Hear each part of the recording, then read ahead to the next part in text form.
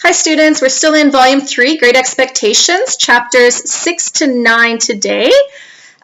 So what happens here is that Wemmick tells Pip that he has learned that Compeyson is on the lookout for Magwitch. Remember that Wemmick has all of these, connections in the Newgate prison, on the streets, kind of his intel. So he knows what's going on. He's got his pulse on sort of the criminal kind of connections. So while Pip has been away visiting Miss Havisham, Wemmick and Herbert came up with a plan to hide away Magwitch because he is in danger, and they decide that it would be safe for him to go and stay at Chinks Basin, where Herbert's girlfriend lives. So they're there. Wemmick, tells all of this to Pip and says, but remember, take hold of portable property. Get a hold of Magwitch's property. It's almost like Wemmick doesn't really care what happens to Magwitch, but he certainly doesn't want his wealth to fall into the wrong hands. So then in chapter 7, we meet Herbert's girlfriend Clara and her awful father. He lives upstairs of the home, and he is this angry, drunk, he's greedy, he's just awful. And they're kind of all waiting till he dies so that Clara can marry Herbert. Probably he will be dying soon, they think, because he's drinking himself to death.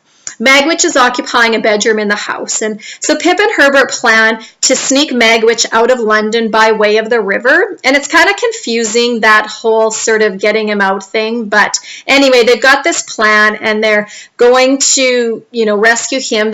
And Pip thinks that he'll probably end up going with Magwitch, that he'll probably end up staying with him, and he's beginning to feel affection for Magwitch. We're starting to see Pip changing. He's less concerned about what other people think, less concerned about his social status, and is actually starting to be concerned about people, actual people.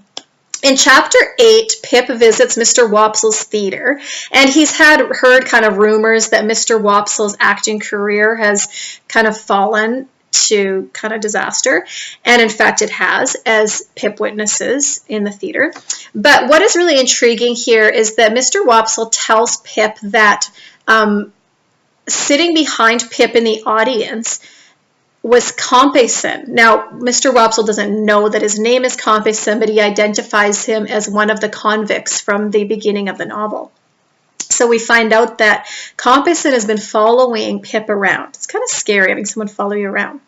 When Pip gets back to London, Jaggers invites him and Wemmick over to his home. And while Pip is there, he finally figures out what's been nagging at him, that it is Molly who reminds Pip of Estella.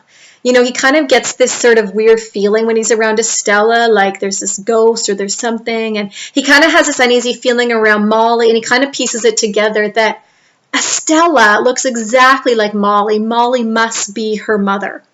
So then in chapter 9, Wemmick actually explains to Pip the story of Molly and how it's actually Molly's acquittal that made Jaggers' reputation, that he is able to get her off of this murder charge, and she's found, she's acquitted.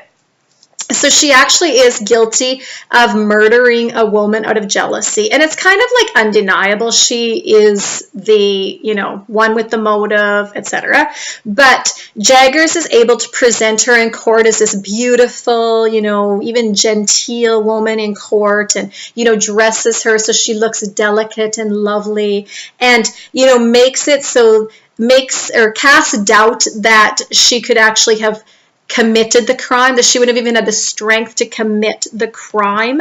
And this is kind of an interesting thing here. If you look for a second here on page 359, when Wemmick's talking about this, he says, now there was no reasonable evidence to implicate any person but this woman, and on the improbabilities of her having been able to do it, Mr. Jaggers principally rested his case. You may be sure that he never dwelt upon the strength of her hands then, though he sometimes does now. Remember that scene at the table where he grabs her hand and look at these strong hands? It's almost like, is he bragging? Like, I got away with this, I was able to convince people that this absolutely guilty person was innocent. Is it a pride thing? Maybe, but I don't think he feels so good about it. Why is he obsessively washing his hands all the time, trying to strip himself of that? But also, what does this say of this justice system that privileges this the beautiful, educated woman, right? So she gets off of this. It says how she's, presented as this beautiful woman. But the other really awful thing is that she is scratched up, and to explain why she does have these scratches, that it's not because she murdered this woman, Jagger says it's because she destroyed her own child. She had this child and she destroyed it. That's where the scratch is from. Like, that is his defense? Seriously? Anyway, Pip figures out that the child isn't destroyed, that this is probably the child whom Jaggers gave to Miss Havisham, and of course it's Estella. So, all right, over and out.